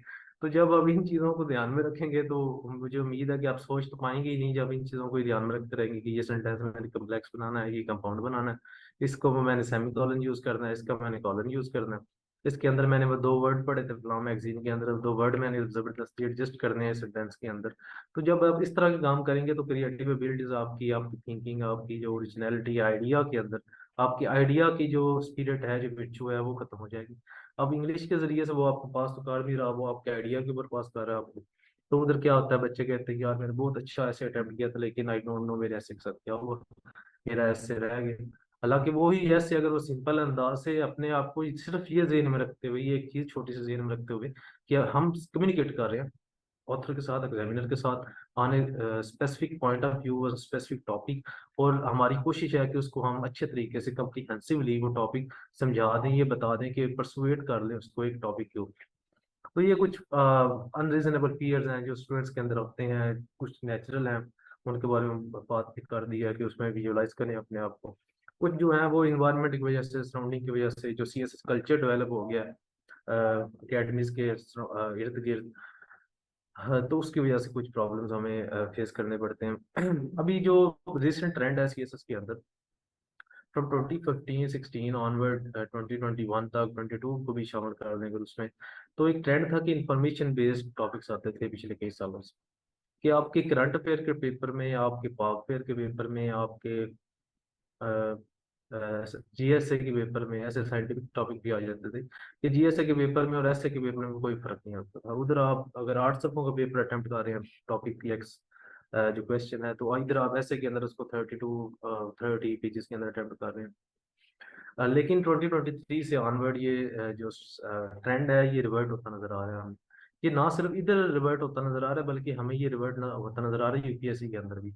यूपीएससी के अंदर भी अब यही आप उनके पेपर को भी फॉलो करें तो आपको पता चलेगा कि ओवरऑल, क्योंकि हम दो मुल्क हैं जिन्होंने अभी तक वो मॉडल बिल्कुल उसी तरह अपनाया हुआ है, तो इन दो मुल्कों के अंदर वो ट्रेंड डेवलप होता जा रहा है कि अब लिटरेरी की तरफ ज्यादा आ रहे हैं। फॉर एग्जाम्पल 2023 का जो पेपर था उसके अंदर जो टॉपिक थे तकरीबन 90% या 95% आप कह लें कि वही थे लिटरेरी टॉपिक। तो मैं एक मिनट निकाल लूँ टॉपिक्स को। अच्छा, टॉपिक्स थे कि जो engraving in one who uses force is afraid of reasoning, not all sailing project cost effective, the full speaks and wise listen. मतलब इस तरह के टॉपिक्स थे, वो आप कहीं से तैयार करके नहीं आ सकते थे। आपको पेपर के अंदर बैठ के अपनी पैसिव नॉलेज को, अपनी अंडरस्टैंडिंग को इस्तेमाल करते हुए तकरीबन सारे टॉपिक उसको अटेम्प्ट करना था। टेक्नोलॉजी वाला भी लिटरेरी टॉपिक था और ये बहुत रिपीटेड टॉपिक है। अच्छा, इसके अंदर क्या होता है, इसकी जो अप्रोच होती है वो डिस्कशन बेस्ड अप्रोच होती है कि आप क्या कर रहे हैं, आप क्या उसको बता रहे हैं, आपका मकसद क्या है असल में इसको बताने का। तो अभी आपके सवाल भी शुरू हो गया तो मैं डायरेक्ट आया तो लिटरेसी क्या होता है, लिटरेसी के अंदर आप हम करते क्या हैं। लिटरेरी एसेस के अंदर जो डिस्क्रिप्टिव होते हैं, पहले वो बता देता हूँ डिस्क्रिप्टिव एसेस का, क्योंकि जनरली आइडिया होता है सबको। डिस्क्रिप्टिव एसेस के अंदर हमने एक कंप्रीहेंसिव इमेज, एक विविड इमेज देनी होती है एक टॉपिक के ऊपर। फॉर एग्जांपल ग्लोबलाइजेशन हो गया, या ग्लोबल वार्मिंग हो गया, या पॉवर्टी हो गया, या इकोनॉमिक क्राइसिस हो गया, या सर्कुलर डेट हो गया। तो ये वो चीज़ें हैं जिनके ऊपर आप कहीं घूम फिर नहीं सकते, इससे कहीं हट नहीं सकते इस पॉइंट ऑफ व्यू से कि इकोनॉमिक के जो मसाइल हैं पाकिस्तान के अंदर, वो 6 8 मसाइल जो हैं वो कोई भी ऑथर आप निकालेंगे वही बताएगा। तो आपने भी अगर वो मसाइल बताने हो तो आपने भी वही बताने हैं। तो उसमें आप एक कैद के अंदर है, एक बाउंडेड बाय दैट टॉपिक है कि आवाज का इशू बाकी सबको भी है कि आवाज क्लियर है। नहीं, क्लियर है आवाज तो। मे अच्छा भी चलो, उनका अपना फिर नेटवर्क आप इशू है। हाँ, ठीक होगा। तो डिस्क्रिप्टिव के अंदर क्या होता है कि you are bounded bounded by a certain topic, कि आप उस टॉपिक के नहीं जा सकते। For example social media, a curse और ब्लेसिंग। अब इसके अंदर अब ये बाउंड इस लिहाज से है कि वो कर्स है या ब्लेसिंग है, लेकिन इस लिहाज से आप बिल्कुल आज़ाद है कि उस कर्स को कैसे एक्सप्लेन करेंगे, आप कैसे बताएंगे कर्स कैसे है, उसके पॉइंट ऑफ व्यू जो डायमेंशन है उसके लिए आज़ाद है। तो उस लिहाज से वो आप किसी भी टॉपिक को आगे जाके जब हम लेक्चर्स करेंगे मैं बताऊंगा कि किसी भी डिस्क्रिप्टिव को भी हम लिटरेरी के अंदाज में अटेम्प्ट कर सकते हैं। मैं आज कोई भी टॉपिक अटेम्प्ट करूँ, मुझे दोबारा अटेम्प्ट देनी हो तो मैं कोई भी टॉपिक अटेम्प्ट करूंगा, तो मुझे पूरा 100% यकीन है, अपनी एबिलिटीज के ऊपर भी यकीन है और मेरी प्रैक्टिस भी इतनी है कि मैं किसी भी डिस्क्रिप्टिव ऐसे को भी लिटरेरी ऐसे के अंदाज में अटेम्प्ट कर सकता हूँ। जो भी रिसेंट में जो सेशन चल रहा है उसके अंदर मैं समझा भी रहा था बच्चों को, ये बताया भी है इस बारे में कि कैसे किसी भी डिस्क्रिप्टिव टॉपिक को आपने लिटरेरी टॉपिक के अंदर कन्वर्ट करना है। बार वो एक पूरे लेक्चर की बात है, वो मैं आपको इस तरह नहीं समझा सकता। तो जो लिटरेरी ऐसे होते हैं उसके अंदर क्या होता है, उसके अंदर होता है इंटरप्रिटेशन होती है मोस्टली। एक स्टेटमेंट आपको दी गई है, उसकी इंटरप्रिटेशन आपने करनी है। फॉर एग्जाम्पल टॉपिक जैसे है कि truth is lived not taught. अब इसकी आपने इंटरप्रिटेशन करनी है, और इंटरप्रिटेशन के लिए आपने डिफरेंट डायमेंशन से, डाइवर्स बैकग्राउंड से डिफरेंट डाटा को लेना है, डिफरेंट बातों को लेना है। और इसमें आपको स्टैट बिल्कुल नहीं चाहिए, तो इसका मतलब है रट्टा तो आपको बिल्कुल नहीं चाहिए कि आप किस स्टैट के जरिए से बता सकते हैं कि नहीं truth is lived not taught, या किस उसके जरिए से आप बता सकते हैं कि इमेजिनेशन ज्यादा इंपॉर्टेंट है नॉलेज से। कि ना तो हार्वर्ड ने कोई स्टडी की है, ना कोई ऑक्सफोर्ड ने की हुई है, तो आपने आर्गुमेंट्स के जरिए, अपनी एग्जांपल्स के जरिए, मुख्तलिफ लिटरेरी ऑथर्स की का सहारा लेके, तो उनके जरिए से प्रूव करना अपना पॉइंट। तो दूसरा लिटरेरी एसेस का मकसद क्या होता है, लिटरेरी से मुराद परसुएसिव उनको कह ले, उनको आर्गुमेंटेटिव कह ले, फिलोसफिकल कह ले, उनको एब्स्ट्रैक्ट कह ले, जो भी आप कहें। डिस्क्रिप्टिव के अलावा जितने एसेस हैं मैं उनकी बात कर रहा हूँ। तो उनके अंदर क्या होता है कि आपने परसुएड करना रीडर को कि वो एक सर्टन पॉइंट ऑफ व्यू जो स्टांस आपने दिया है, for example imagination is more important than knowledge, या truth is lived not taught, और टेक्नोलॉजी वाले पे बात कर लें तो human invention move society backward. तो इसके अंदर आप एक स्टांस ले रहे हैं, आप बता रहे हैं कि हाँ ह्यूमन इन्वेंशन जो है वो सोसाइटी को वाकई पीछे लेके जाती हैं, वो पीछे धकेलती हैं, वो उसको पीछे लेके जाती हैं। आप यहाँ बता रहे हैं कि नहीं, सच वाकई सच वो होता है जिसके जरिए से आप जिंदगी गुजारे, ना कि सच वो होता है जो आप बोल के किसी को बता दें। तो मतलब इस तरह की बातें हैं कि जिसके ऊपर आप एक स्टांस ले रहे हैं, क्लियर कट एक स्टांस है आपका, और उस स्टांस को फिर आप एग्जामिनर के सामने अपने मुख्तलिफ आर्गूमेंट्स के जरिए से उसको परसुएड करते हैं, उसको लॉजिकल आर्गुमेंटेशन उसके साथ करते हैं, ताकि उसको अपना जो पॉइंट ऑफ व्यू है वो प्रूव कर सके उसको। तो डिफरेंस दोनों में क्या होता है, लिटरेरी ऐसे मैं भी इस तरफ इसलिए आया था, एक तो रट्टा कोई नहीं, सीधा सीधा स्टांस है आपका, स्टांस के लिए आप आजाद हैं। आप कह सकते हैं human invention society backward, agree भी कर सकते हैं, डिसएग्री भी कर सकते हैं। कोई जरूरी नहीं कि आप इससे एग्री करके कहें नहीं वाकई, आप इससे डिसएग्री भी कर सकते हैं। स्टूडेंट्स हैं, मैं उनको इंकरेज करता हूँ कि आप अगर कोई डाइवर्स या कोई और पॉइंट ऑफ व्यू है आपका, तो आप लाजमी सामने लेके आए, हम फिर उसके ऊपर बात कर लेंगे, मैं उसको चेक कर लूंगा, हम डिस्कशन कर लेंगे और वो आपका पॉइंट बिल्कुल ठीक हो जाएगा। तो इस तरह फ्रीडम बहुत ज्यादा है कि आप एक टॉपिक का स्टांस क्या देंगे, और दूसरा फ्रीडम क्या है कि डायमेंशंस कि आप कहाँ से सपोर्ट लेके आएंगे। अगर आपने इकोनॉमिक्स की बात करनी है तो वो चंद एक फिक्स्ड ऑथर्स है या फिक्स सोर्सेज है जहाँ से डाटा निकालना है, लेकिन अगर आपने लिटरेरी ऐसे की बात करनी है तो आप रियल लाइफ एग्जांपल्स को भी यूज कर सकते हैं। आप अपनी वो बातों को भी यूज कर सकते हैं जो शायद आपने कभी मैट्रिक में पढ़ी हो, जो आपने पैसिव नॉलेज के तौर पे, फॉर एग्जांपल आप यूरोपियन हिस्ट्री पढ़ते हैं, आप यूएस हिस्ट्री पढ़ते हैं, आप फिलोसफी पढ़ते हैं, आप कॉन्स्टिट्यूशनल लॉ पढ़ते हैं, आप पंजाबी पढ़ते हैं, पॉलिटिकल साइंस है या IR है। तो उनमें जो चीज़ें, या सोशियोलॉजी, उनमें जो चीज़ें आपने पढ़ी हैं वो उसको भी आप कहीं ना कहीं एडजस्ट कर सकते हैं। तो ये सिर्फ लिटरेरी ऐसे है, जो आपके ऑप्शनल्स में जो चीज़ें पढ़ी हैं सिर्फ उस पैसिव नॉलेज को, और जो चीज़ें आपने फेसबुक पे, यूट्यूब पे या जर्नल को रीडिंग आपने बुक्स की है, तो उन चीज़ों को उनमें से एक्सट्रैक्ट करके अपने आर्गूमेंट और उनको अच्छे तरीके से लॉजिकली प्रेजेंट करके अपने आथर को देने की जो सलाहियत है, उस सलाहियत के ऊपर हम काम करेंगे इस सेशन के दौरान। और वही जो है वो लिटरेरी एसेज है, कि जब आपके अंदर वो सलाहियत पैदा हो जाएगी तो उसके बाद ये इशू नहीं रहेगा कि टॉपिक किस चीज़ के ऊपर आ रहा है। टॉप जो थोड़ा सा इसके बाद मैं बताऊंगा कि हमारा सेशन क्या क्या चीज़ें होंगी उसके अंदर। अ, जो रीडिंग का कंटेंट है वो तो आपको दिया जाएगा, और थोड़ी सी बुक्स भी मैं आपको बताया करूंगा या कोई चैप्टर बता दूंगा, आप रीड किया करेंगे। उसके अलावा यूट्यूब बहुत अच्छा सोर्स है, तो उसके लिंक्स भी शेयर किए जाएंगे आपसे, तो मटेरियल का कंटेंट का इशू नहीं रहेगा। आप इशू आ जाके फिर सोचने की रह जाएगा, अगर वो आप नहीं कर पाए तो फिर जितना मर्जी कंटेंट भी आपको दे दिया जाए तो उसका कोई फायदा नहीं। तो बुनियादी मकसद, इस सेशन का बुनियादी जो मकसद है वो आपको ब्रेन स्टॉर्मिंग करना सिखाना है, आपको सोचना सिखाना है, आपको ऐसे डेवलप करना सिखाना है कि आपके पास 3 घंटे हैं, आपके पास 40 45 1 आवर मिनट है, उसके अंदर आपने अपना ऐसे डेवलप करना है, एक टॉपिक के ऊपर घंटा सोचना है आपने। कि हम दो लोग बैठे हुए हैं एक कमरे के अंदर, फॉर एग्जांपल आप इसको इस तरह समझ ले, तो मैं आसान कर देता हूँ आपके लिए। तो उसमें अब हमने आपस में कम्युनिकेशन करनी है और हमारे पास 3 घंटे हैं। तो अब हम 40 45 मिनट में इतना तो अंदाजा लगा ही सकते हैं कि दूसरे की ड्रेसिंग से, उसके बैठने के स्टाइल से, उसकी हेयर स्टाइल से, या उसके बात अगर उसने कोई की है, कोई स्टार्ट की है, तो उससे हम अंदाजा लगा सकते हैं कि उसको क्या पसंद होगा, या किस टॉपिक से शुरू करें, उसकी ड्रेसिंग से बात शुरू कर ले, उसकी शूज से बात शुरू कर ले। तो जैसे हम वन ऑन वन बैठे हों किसी के साथ, तो हमें 40 45 मिनट इनफ होते हैं किसी बंदे के से बात स्टार्ट करने के लिए, उसके बाद फिर डिस्कशन होगी तो हम मजीद बातें निकलते आएंगी। तो इसी तरह ऐसे के अंदर आपके पास 40 45 मिनट इनफ होते हैं। शायद हमारा क्योंकि लिटरेरी है तो हमारे पास तो और ज्यादा टाइम है कि हम घंटा भी ले सकते हैं, क्योंकि हमारा ऐसे हो गई 1200 1300 वर्ड्स का, 1400 वर्ड्स का, 12 13 सफ़ों का, इतने इतने का हमारा ऐसे हुआ करेगा। हमारे जो मैक्सिमम आउटलाइन के पॉइंट होंगे वही 10 से 12 होंगे। तो हमें तो टाइम भी काफ़ी है सोचने के लिए। तो हमारा जो बेसिक मकसद होगा इस जो सेशन है, इसके अंदर हम ब्रेनस्टॉर्मिंग टेक्निक्स हैं उनके ऊपर जाएंगे, हम स्ट्रक्चर डिस्कस करेंगे, ऐसे का भी हम स्ट्रक्चर डिस्कस करेंगे, इंट्रोडक्शन का, आउटलाइन का, बॉडी पैराग्राफ्स का, कंक्लूजन का। उसके बाद हमारे लेक्चर्स हुआ करेंगे थीम्स के ऊपर। जैसे अभी हम टेक्नोलॉजी की बात कर रहे थे, तो टेक्नोलॉजी की थीम के ऊपर मैं आपको 4 5 असाइनमेंट्स दूंगा। उन 4 5 असाइनमेंट्स के ऊपर मैं साथ स्टडी मटेरियल भी दूंगा आपको। अब स्टडी मटेरियल पढ़ के असाइनमेंट्स आप करेंगी, मैं उनकी वैल्यूएशन करूंगा, उनकी करेक्शन करूंगा, या जैसे भी जो भी मुझे अच्छा लगा वो मैं आपको रिस्पॉन्स दूंगा उसके अंदर। उसके बाद हम उसके ऊपर पूरा लेक्चर करेंगे, मैं उसमें जो मेन मेन बुक्स हैं उसके ऊपर थोड़ा थोड़ा इंट्रोडक्शन दूंगा आपको। थोड़ी थोड़ी बातें जो मेन कंसेप्ट्स हैं उस सारे प्रोसेस के दौरान, या उस टॉपिक के रिलेटेड जो कंसेप्ट्स हैं। फॉर एग्जांपल अगर हम टेक्नोलॉजी की बात कर रहे हैं तो उसके अंदर इनोवेशन की अगर बात हो रही है तो इनोवेशन पे मैं आपको क्रिएटिव डिस्ट्रक्शन का कंसेप्ट समझाऊंगा कि जोसेफ कैंटर का जो क्रिएटिव डिस्ट्रक्शन का कंसेप्ट है उसको आप ऐसे के अंदर कैसे इस्तेमाल कर सकते हैं और इस कंसेप्ट का मतलब क्या है।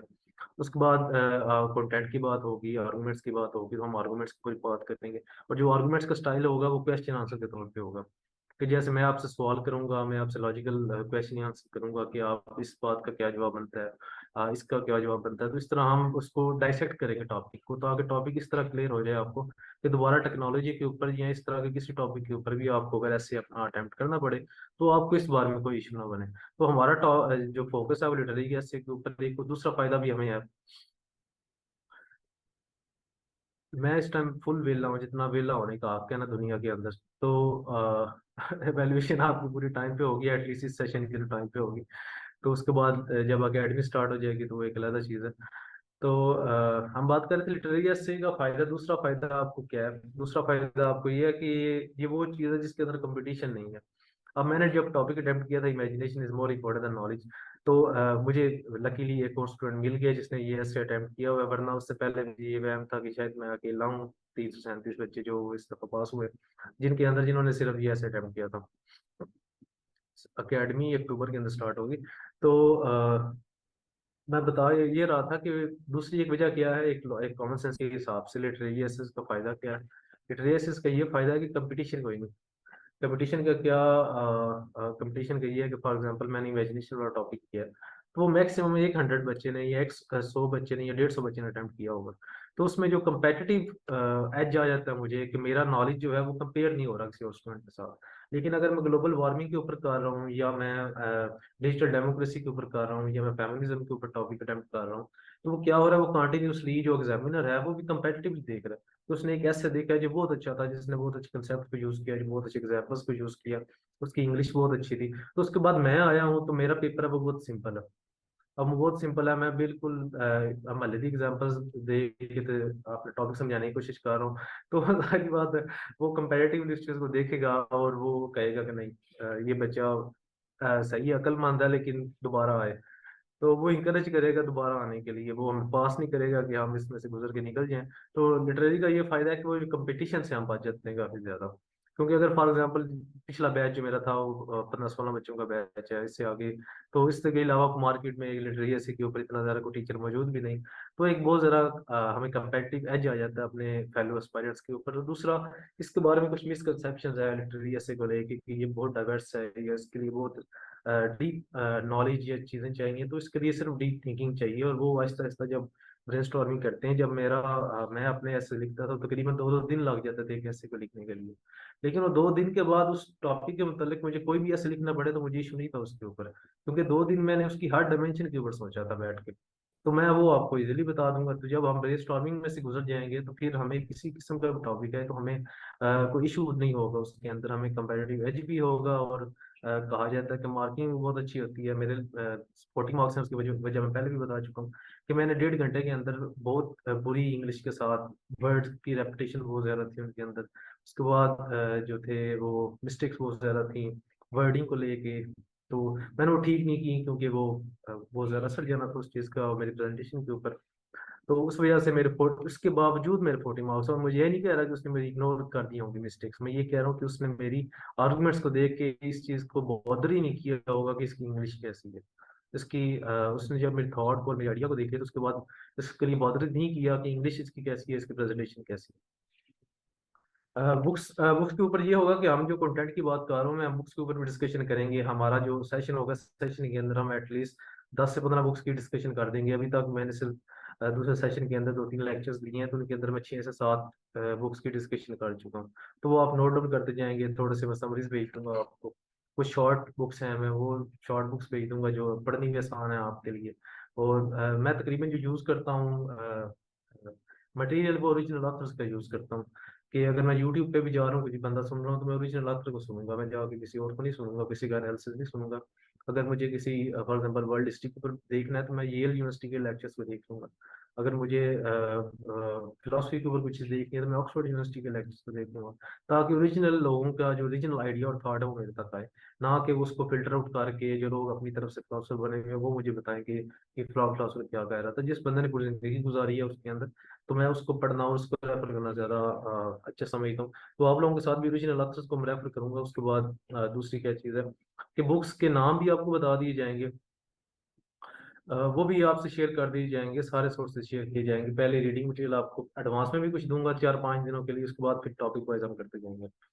तो डिबेट सुना करें अच्छे अच्छे ऑथर्स की, जो भी हो जाए, जो भी पसंद हो आपको, चाहे वो फिलोसफी के अंदर हो, चाहे वो इंटरनेशनल रिलेशंस के हों, पॉलिटिक्स के हों, जो भी हो, लेकिन ओरिजिनल ऑथर्स हों, अच्छे ऑथर्स हों, उनको आप कोट करना चाहें तो कोट भी कर सकें। तो ये चंद चीज़ें हैं, ये यूनिक चीज़ें इस चीज़ की यही है कि हमारा जो ऐसे का सेशन होगा और प्रेसी का सेशन भी इसमें शामिल कर लें, तो उसकी जो यूनिकनेस है वो यही है कि एक तो एवेल्युएशन आपकी होगी जो कि टाइम पे होगी, और एवेल्युएशन भी अ, किसी उस लिहाज से नहीं होगी। मैं अभी तक जितने ऐसे चेक किए हैं किसी में नंबरिंग नहीं की, क्योंकि नंबरिंग का कोई क्राइटेरिया एफपीएससी ने कभी किसी एकेडमी वाले को तो बताया ही नहीं कि हम इस लिहाज से नंबरिंग करते हैं ऐसे की। ये एकेडमीज के खुद इन्होंने कुछ चौंचले ये कह रही हैं, खुद एक निज़ाम डेवलप किए हुए हैं अपनी अपने आप को साबित करने के लिए कि हमें बड़ा पता है कि कैसे क्या है। तो हमारी वैल्यूएशन का या मेरी वैल्यूएशन का स्टाइल ये होगा कि आपकी जो चीज़ गलत होगी उसकी जगह जो करेक्ट होगी वो मैं आपको बता दूंगा, वो लिख के दे दूंगा, वो एक सैंपल भी आपसे शेयर कर दी जाएगा ग्रुप में। तो उस लिहाज से आपकी नंबरिंग नहीं होगी, लेकिन आपको बिल्कुल फॉर एग्जाम्पल एक आर्गुमेंट है, वो मुझे समझ आ रहा है कि आप क्या कहना चाह रहे हैं, लेकिन आपकी वर्डिंग ठीक नहीं है, तो मैं उसको जो बेटर इंटरप्रिटेशन उसकी होगी या जो बेटर आर्टिकुलेशन होगी वो आपको दे दूंगा। ये ऐसे आपसे शेयर कर दी जाएगा। Imagination is power of imagination, यही आप लोगों से शेयर कर दी जाएगा, सैंपल कर देंगे शेयर, सर्च क्लैन आप शेयर कर देंगे। और दूसरा, अब ऐसे इम्पोर्टेंट इसलिए है, सेशन भी इसलिए रखा हुआ है कि ऐसे वाहिद चीज़ है जिसमें थोड़ी बहुत गाइडलाइंस या गाइडेंस आपको चाहिए। अब ऐसे और प्रेस दोनों चीज़ें ऐसी हैं कि ये दोनों चीज़ें, प्रेस स्पेशली प्रेस का जो पेपर है वो एक टेक्निकल पेपर है। उसका हर एक प्रेस को छोड़ के और कम्प्रीहेंशन को छोड़ के हर चीज़ के नंबर पैट नंबर है आपके पास, कि आप उसमें 70 मार्क्स भी ले सकते हो, आप उसमें 60 मार्क्स भी ले सकते हो। कि उसकी एक टेक्निक्स हैं हर एक क्वेश्चन को लेके, तो उस टेक्निक के हिसाब से जब हम चलेंगे तो हमारे लिए पेपर को अटेम्प्ट करना भी आसान हो जाता है। और उस टेक्निक्स होंगी कॉमन सेंस वाली टेक्निक्स, वो टेक्निक्स कोई ऐसी नहीं होगी कि वो रॉकेट साइंस होगी कि नहीं, जो होती है प्रेस की उसके अंदर 2 लाइन इस तरह काट देनी है, 1 लाइन इस तरह काट देनी है, वो सीधी सीधी कॉमन सेंस के हिसाब से आपने उसकी उसके रूल्स होंगे, उसकी एवेल्यूशन होगी आपकी। सर्च प्लान इस बारे में आपको अच्छी तरह गाइड करेंगे। तो नंबर ऑफ वर्ड जो होते हैं वो बताया कि हमारे 1200-1300 वर्ड होंगे, कि हमारा लिटरेरी होगा। बाकी ये है कि डिस्क्रिप्टिव का भी स्ट्रक्चर आपको बताया जाएगा मुकम्मल, डिस्क्रिप्टिव की भी एग्जांपल्स आपको दी जाएंगी ताकि ओवरऑल आप मुकम्मल प्रिपेयर हो। लेकिन जो हमारा फोकस होगा वो लिटरेरी टॉपिक्स के ऊपर होगा और प्रेसी के पेपर के ऊपर होगा, ताकि हम मैक्सिमम स्कोर ले सकें और हमें एक कंपेटिटिव एज भी मिले लोगों के साथ। और जो असाइनमेंट्स हैं वो अब जो डिटेल में पूछ रहे हैं आप लोग, एक तो सैंपल ऐसे शेयर कर दिया जाएगा, दूसरा असाइनमेंट्स का स्टाइल क्या होगा। प्लानर है, प्लानर आप सब ग्रुप में मैं शेयर कर दूंगा कि किस लिहाज से हम लेके चलेंगे पूरे सेशन को। तो प्लानर के अंदर क्या है कि अभी जो मेरा सेशन चल रहा है उसके अंदर मैंने आज 5 ऐसे दिए हैं। वो 5 ऐसे नेक्स्ट 5 डेज के लिए हैं कि हर रोज एक ऐसे मुझे बच्चे जो हैं वो करके भेजेंगे, तो मैं उनका रिस्पॉन्स फौरन फौरन मतलब कि उसी दिन को चेक करके दूंगा। और 5 जब वो असाइनमेंट्स कंप्लीट हो जाएंगी तो सैटरडे की या संडे को हम उसकी क्लास रखेंगे, उनकी मिस्टेक्स के ऊपर भी हम डिस्कशन करेंगे, क्वेश्चन आंसर भी करेंगे। और ओवरऑल उस थीम के ऊपर जो फिलहाल इस वीक का थीम है वो डेमोक्रेसी इन जस्टिस है, तो हम डेमोक्रेसी इन जस्टिस के ऊपर थीम के ऊपर 1.5-2 घंटे की क्लास करेंगे। तो उस क्लास के दौरान होगा कि आगे कुछ बुक्स डिस्कस करूंगा, कुछ कंसेप्ट्स हैं जस्टिस के वो डिस्कस करूंगा। कि यूनिकनेस ही इसकी ये है कि ये ना सिर्फ आपको स्ट्रक्चर दे रहा है, एवेल्यूएशन दे रहा है, बल्कि आइडियाज और आर्गुमेंट्स भी दे रहा है अपने ऐसे को डेवलप करने के लिए। तो दैट्स ऑल। आई थिंक अब आपको क्लियर होगा कि कैसे असाइनमेंट्स होंगी और बाकी चीज़ें, और उसके अलावा जो चीज़ें होंगी वो आपसे शेयर कर दी जाएंगी। और जो मटेरियल है, जो कंटेंट है, उसमें भी आपको तकरीबन सारी चीज़ें दे दी जाएंगी। आपका काम सिर्फ उसको अच्छे तरीके से सोचना है और उसको अपने पेपर के अंदर इम्प्लीमेंट करना है। जो जॉब ऑलरेडी कर अच्छा। रहे हैं उनके लिए ये है कि आप टाइम आपको खुद निकालना पड़ेगा डेफिनेटली। लेकिन ये है कि अगर हम आप ऐसे के बारे में बात करें तो ऐसे बड़ा थोड़ा टाइम लगेगा आपका, लेकिन जाहिर बात है टाइम तो निकालना पड़ेगा। रिकॉर्डेड लेक्चर्स नहीं मिलेंगे, लेक्चर सारे लाइव होंगे। और उसके अलावा ये कि अगर किसी क्लास मिस होगी तो उसको भी लेक्चर नहीं मिलेगा, लेक्चर आपको लाइव लेने पड़ेंगे। आप ये कर सकते हैं कि ये आपके दोस्त होंगे सेशन में दूसरे, तो आप उनसे रिक्वेस्ट कर सकते हैं कि आपने अगर लेक्चर नोट किया है सर का तो मुझे बता दें, क्योंकि उस लेक्चर में आपको सोर्सेज बताए जाते हैं, टेक्निक्स हैं, या फिर जो इम्पोर्टेंट पॉइंट्स वो डिस्कस करते हैं आप उनको लिख सकते हैं, आप एक दूसरे के साथ शेयर कर सकते हैं। लेकिन रिकॉर्डेड लेक्चर्स जो है ना उस चीज़ को डिस्करेज किया जाता है, क्योंकि अगर आप हम इस चीज़ को अप्रिशिएट करते हैं कि स्टूडेंट जो है वो क्लास में आके सर के साथ डायरेक्टली इंटरेक्ट करे और लाइव उनको सुने, वो ज्यादा आपके लिए यूजफुल और सूटेबल है। अच्छा, रिकॉर्डेड लेक्चर्स तो बिल्कुल नहीं मिलेंगे। और दूसरा ये कि मैं मोस्टली ऐसे करता हूँ कि अगर ज़्यादा बच्चों की क्लास मिस हो जाए तो अ, एक वॉइस नोट भेज देता हूँ 3-4 मिनट का, जो समरी है पूरे लेक्चर की उसको लेके। उसके बाद जब आपकी असाइनमेंट्स होती हैं तो उसके अंदर जब आपकी मिस्टेक्स में नोट करता हूँ, तो अगर किसी का लेक्चर मिस भी हुआ है तो उसको उधर गलतियों से पता चल जाता है कि क्या चीज़ सर ने बताई थी, या मैं वो दोबारा वॉइस नोट में उसको बता देता हूँ। तो जो आपकी एवेल्यूएशन है वो बड़ी डिटेल्ड होगी, आपको वॉइस नोट भी आएंगे, आपको अगर मिस्टेक की है तो करेक्ट करके बताऊंगा, सिर्फ कांटा लगा के वापस नहीं भेज दूंगा कि नहीं ये गलत है। बल्कि उसकी जगह बताऊंगा कि इसकी जगह करेक्ट फॉर्म क्या है, या इसकी जगह करेक्ट क्या आप आर्गुमेंट यूज करें तो बेटर होगा। तो वो कम्प्रिहेंसिव होगा आपके लिए, तो उस मामले में आपको टेंशन नहीं। बाकी क्लास की टाइमिंग्स वेरी करेंगी, होगी वीकेंड्स के ऊपर। वीक्स में आपके असाइनमेंट्स होंगी, बाकी जो प्रेसी की क्लासेस हैं वो सर क्लैन बताएंगे आपको। तो ऐसे की जो क्लासेस हैं वो वीकेंड्स के अंदर होंगी। और टाइमिंग मोस्टली होगी 4 बजे, 4 बजे होगी या 8 बजे होगी, इन दोनों टाइम में से एक टाइम होगा। तो कुछ क्वेश्चंस हैं सर आपके रिलेटेड, वो मैं आपको बता देता हूँ। बाकी जो है जी प्रेसी जी के हवाले से मेरे से कोई क्वेश्चन है आपका तो आप कर सकते हैं, जो लोग प्रेसी में इंटरेस्टेड हैं। मैं 2-3 साल से प्रेसी करवा भी रहा हूँ, और अल्लाह शुक्र है जितने दफा प्रेसी की है कभी फेल नहीं हुई। सो उसके बारे में मेरी एक आजाना कोशिश जो है वो यही है कि मैं आपको पढ़ा सकूँ। If you want to get enrolled in precis then I am here for you. और प्रेसी जो है उसमें एक की रोल होता है प्रेसी का, और दूसरा आपके पेयर ऑफ वर्ड्स और जो prepositions आपकी करेक्शंस जो है उनका होता है। क्योंकि अक्सर लोग जो है ना पेयर ऑफ वर्ड्स और इडियम्स को मिस कर देते हैं कि जी ये 10 नंबर जो है हम 4 से कर देते हैं, छोड़ो यार 2000 वर्ड्स कहाँ से याद करने हैं। तो ये ना करें। आपको पास होने के लिए हर एक नंबर आपके लिए कीमती है, ठीक है। अपनी सारी की सारी ड्रीम को इस चीज के ऊपर ना लगाएं कि आपने वो एक आधी चीज मिस कर दी। अच्छा, मैं एक क्वेश्चन अभी आपसे पूछना था जी। सर एकेडमीज तो कहती है कि लिटरेरी ऐसे ना अटेम्प्ट करें, फेल करवा देता है, इसके बारे में आपका क्या ख्याल है जी सर? हाँ, तो डेफिनेटली फेल करवा देता है कि जब आप अटेम्प्ट ही नहीं करेंगे तो डेफिनेटली फेल होंगे। और जब उनका बताया मटेरियल लेके जाएंगे पेपर के अंदर, जब जैसे मैं बता रहा हूँ कि 2022 में जो पेपर था imagination is more important than knowledge, तो अब 100 बच्चों ने अटेम्प्ट किया होगा, तो उनमें से 2 बच्चों का पास है। तो उसको अगर रेशो के हिसाब से देखें बाकी बच्चों का, तो जो डिजिटल डेमोक्रेसी है फॉर एग्जांपल, वो 3,000 बच्चों ने अटेम्प्ट किया होगा या 4,000 ने किया होगा, उसमें से 30 या 30 पास हुए। तो उस लिहाज से बहुत ज्यादा कंपेटिटिव एज है हमारे लिए, ऊपर से लिबर्टी है हमें कि हम किसी तरफ भी जा सकते हैं। अकेडमीज इसलिए डिस्करेज करती हैं क्योंकि टीचर को खुद सोचना पड़ेगा, टीचर खुद नहीं सोचना चाहता किसी चीज के ऊपर। तो सिर्फ इस वजह से डिस्करेज किया जाता है, ताकि उनकी जो दुकानदारी है जो, अब डिस्करेज इससे कैसे कर सकते हैं अगर ट्रेंड ये चल रहा है। अगर 12 के 12 टॉपिक्स ही लिटरेरी के आ जाएंगे तो डिस्करेज कैसे करेंगे इस चीज के ऊपर। ऐसे ही है बिल्कुल। नए टॉपिक्स जो हैं वो मोस्टली लिटरेरी आ रहे हैं, और मैंने, अगर आपने मेरे चैनल पे काफ़ी देर से हैं तो आपने नोट किया होगा कि सीएसएस के बाद भी और पीएमएस के बाद भी मैंने आपको ये वार्न कर दिया था कि जी लिटरेरी टॉपिक्स आ रहे हैं, जनरल टॉपिक्स आ रहे हैं, ठीक है। आपको जो आपकी थिंकिंग, आपके ओपिनियन और आपकी जो क्रिटिकल एनालिसिस है वो मांग रहे हैं। ये सिंपली रोट लर्निंग जो है, या जैसे आर्टिफिशियल इंटेलिजेंस है, या फिर ग्लोबल वार्मिंग है, क्लाइमेट चेंज है, इनके ऊपर ऐसे हर बंदा लिख लेगा, लेकिन उसमें पास होने के फिर आपके चांसेस जो है वो मिनिमाइज हो जाते हैं। ये मेरा भी उस वक्त का भी ओपिनियन था। और मैं खुद सर्च कर रहा था, I was personally searching for a person कि जो लिटरेरी एसे जो है उसके ऊपर महारत रखता हो, and who could teach very well. तो मैंने काफी मंथ्स इंतजार के बाद और ढूंढ ढांड के जो है ना सर से रब्ता किया था।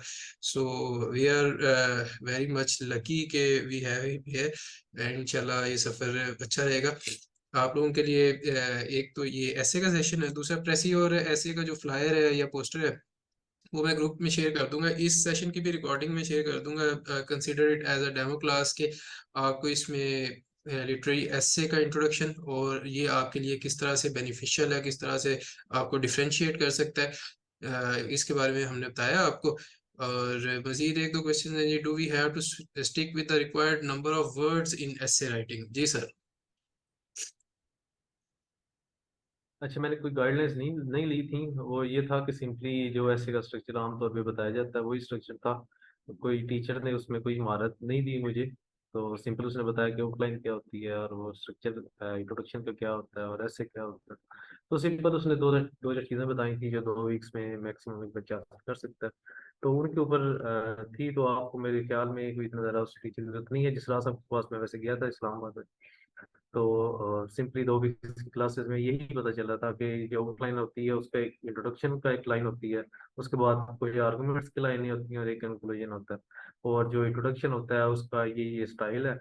और इंट्रोडक्शन में क्या क्या चीज़ें होती हैं, एक हुक होता है और एक थीसिस स्टेटमेंट होती है। मेन मेन चीज़ें जो टर्मिनोलॉजी है वो पता चली।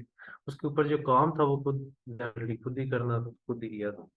जी बिल्कुल, मैंने भी यही चीज़ मुझे बहुत ज़्यादा पसंद आई थी कि एक्चुअली नॉर्मली हम क्या करते हैं कि मार्केट में जिस भी टीचर के पास जाते हैं, we just ask for his strategy कि जी आप किस तरह से करवाते हैं। अच्छा, आप इंट्रोडक्शन के अंदर 4 क्वेश्चंस रेज करते हैं, अच्छा आप इंट्रोडक्शन के नीचे पॉइंट्स में चीज़ें लिखते हैं, या फिर आप 6 हेडिंग या 7 हेडिंग्स बनवाते हैं, तो स्टूडेंट जो है इस चीज़ को लेके चलता है। लेकिन हुसैन साहब का तरीका जो है वो इस तरह से डिफरेंट था कि भाई he just got to know the terminology from his teacher, और उसके बाद जो उस पे काम है वो उन्होंने पहले भी खुद भी बता दिया कि हार्वर्ड यूनिवर्सिटी की और एक और यूनिवर्सिटीज की रिसर्चेस थी, और उनके जो एसेस लिखने के स्टाइल थे उनके ऊपर इन्होंने खुद रिसर्च करके अपना मेथड तख्लीक किया है।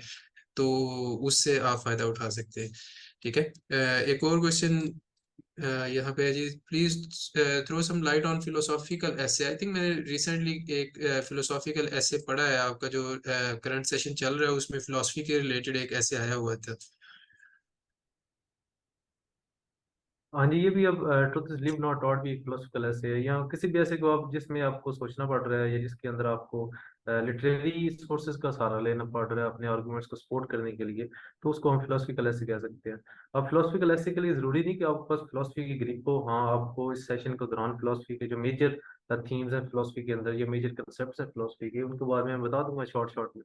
फॉर्म में आप उसको लिख लें, उनके मेन ऑथर्स मेन राइटर जो हैं उनके बारे में बता दिया जाएगा। उसके बाद उसको यूज़ करने का तरीका भी बता देंगे, एग्जाम्पल के तौर पे एग्जाम्पल बता देंगे। उसके बाद उसको यूज़ करना मैं पहले भी कहता हूँ बच्चों को, अपने स्टूडेंट्स को, कि असल काम पेपर के अंदर इम्प्रोवाइज करना होता है। आपके पास इनफ नॉलेज ऑलरेडी मौजूद होता है क्योंकि आप ऑप्शनल तैयार करके बैठे होते हो अपने। आपके पास यूएस हिस्ट्री होती है, आपके पास फिलोसफी या क्रिमिनोलॉजी जो भी होता है, तो उसमें आपने काफ़ी कंसेप्ट, काफ़ी थ्योरीज, काफ़ी ऑथर्स को पढ़ा होता है। तो पेपर में जो हमारा काम होता है वो हमारा काम होता है कि हम 40-45 मिनट में ब्रेनस्टॉर्मिंग करके अपने स्पेसिफिक नॉलेज को निकाल के लाएं और उसको इम्प्रोवाइज करें उस टॉपिक के हिसाब से। जैसे मैं इनोवेशन की एग्जांपल दे रहा था, तो आपने सिर्फ इनोवेशन का लफ्ज देखा और पूरी दुनिया में जितनी इनोवेशन हुई है उनके नाम बता दिए, तो वो author आपको जो एग्जामिनर है वो आपको शाबाश भी देगा और 20 नंबर भी देगा साथ में, और कहेगा बेटर लक नेक्स्ट टाइम। तो उसमें यह क्रिएटिविटी दिखानी है, इम्प्रोवाइज करना है टॉपिक के लिहाज से, कि नॉलेज ऑलरेडी, अब इनोवेशन के टॉपिक में नॉलेज आपके पास है कि फायर थी, पहिया था, एआई आई है, इंडस्ट्रियल रेवोल्यूशन आई है, लेकिन उसको प्रेजेंट करने का तरीका था, उसको उन आर्गुमेंट्स को निकालने का और टॉपिक को डाइसेक्ट करने का तरीका था। अगर आपने उसके ऊपर फोकस नहीं किया और सिंपली नॉलेज को पुट करने की कोशिश की है तो वो भी काम नहीं आएगी आपके। तो फिलोसफिकल ऐसे हो या एब्स्ट्रैक्ट हो, तो हम तकरीबन 20 से 25 ऐसे करेंगे तो उसके अंदर हर चीज़ कवर हो जाएगी आपकी, और कोई ऐसा टॉपिक नहीं रहेगा, कोई ऐसी डायमेंशन नहीं रहेगी जो टच ना हो। और मोस्ट प्रोबेबली लिटरेरी एसे के अंदर एक बहुत बड़ा जो चीज़ कॉमन पाई जाती है वो ये है कि सेम टू सेम ऐसे रिपीट होते हैं, सेम नंबर के साथ, सेम चीज़ के साथ, सेम स्टेटमेंट जो है वो काफ़ी दफ़ा रिपीट हो जाती है।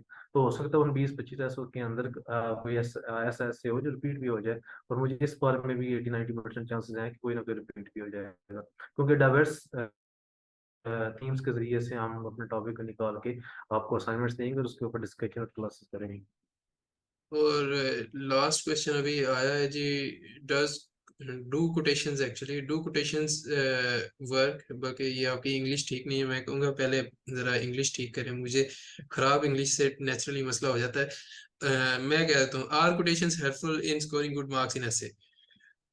हाँ जी, अच्छा मैं बता देता हूँ कोटेशंस। अब जो बताया था आपको, जब स्ट्रक्चर में जाएंगे तो डिटेल में इस पर बात करेंगे, लेकिन फिलहाल मैं आपको बता देता हूँ कि जिस तरह का हमारा टॉपिक होगा हम उस तरह के उसके आर्गुमेंट्स और एविडेंसेस देंगे अपनी बात को जस्टिफाई करने के लिए। फॉर एग्जांपल, अगर आपका टॉपिक है ग्लोबल वार्मिंग पे, तो डेफिनेटली आप स्टैट्स की तरफ जा रहे हैं। अगर आपका टॉपिक इकोनॉमिक्स के ऊपर है तो आप स्टैट्स की तरफ जाएंगे, आप जो फिक्स थ्योरिज्म की तरफ जाएंगे। लेकिन अगर आपका टॉपिक ऐसा है कि जो ऑलरेडी एक कॉमन सेंस वाला टॉपिक है या ऐसी चीज़ है जो आप जनरल एग्जांपल दे रहे हैं, तो तो उसका सिंपल ये था कि अगर हम किसी ऑथर की एक बात की इंटरप्रिटेशन कर रहे हैं, तो उस ऑथर की बात की इंटरप्रिटेशन की सपोर्ट हम दूसरे ऑथर्स के जरिए से करेंगे, तो उधर कोटेशन हमारे काम आएगी।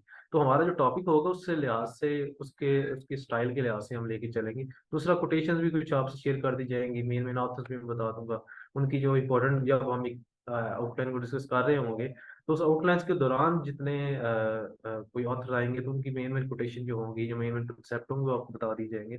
और उनको एग्जाम्पल के तौर पे जब हम 20-25 ऐसे करेंगे, तो हर ऐसे के अंदर मैं बता दूंगा कि ये एविडेंस इधर पुट नहीं होना चाहिए, ये उधर होना चाहिए, या इसकी जगह ये आप यूज करके देखें, ये एग्जांपल देखें। तो ये उसकी डिस्कशन में आपको बिल्कुल ही क्लियर हो जाएगा, और कोटेशन भी मिल जाएंगी और एग्जाम्पल भी मिल जाएंगे। चलें ठीक है, अगर किसी और का कोई क्वेश्चन है तो वो अभी टेक्स्ट कर सकते हैं, अदरवाइज सेशन को क्लोज करते हैं। आई होप के it was beneficial for you. Thank you Sansa for coming. जी और शुक्रिया फॉर इनवाइटिंग मी। मैं 2 मंथ चलेगा जी सेशन ये।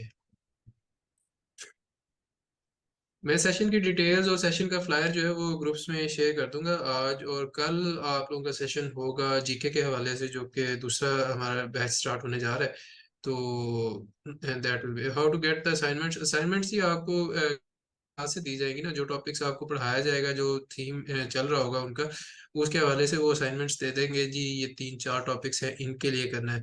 और उनको जब आप अटेम्प्ट करेंगे तो वो रोजाना उनकी इवैल्यूएशन करके आपको रिटर्न कर देंगे, फीडबैक भी आपको दे देंगे कि जी इसको किस तरह से आप लेके चलें, आपने कहाँ पे जो है क्रिटिकल गलती की है, ब्लंडर कहाँ पे की है। अच्छा जी, एक और डायरेक्ट मैसेज आया कि सर का कांटेक्ट नंबर मिल सकता है। सर का कांटेक्ट नंबर जी जब आप ग्रुप में ऐड होंगे सेशन वाले में, तो उधर मैं आप उनको भी ऐड कर दूंगा, आप वहां से ले लीजिएगा। उधर जी हम बिल्कुल डायरेक्ट हो जाएंगे आपस में, टेंशन हाँ नहीं जी। लेनी आप। जी चलो ठीक है, आसिफ शुक्रिया। आसिफ साहब अनम्यूट होना चाह रहे हैं जी। Please ask the question if any.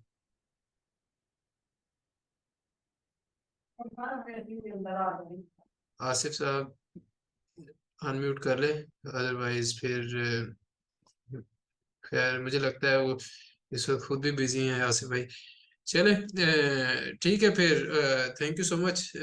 फिर मिलते हैं जी नेक्स्ट सेशन में, दोबारा ग्रुप में बातें होंगी। मीम्स भी मैं साथ साथ भेजता ही रहता हूँ और कल भी भेज दूंगा। ठीक है, टेक केयर जी, अल्लाह हाफिज।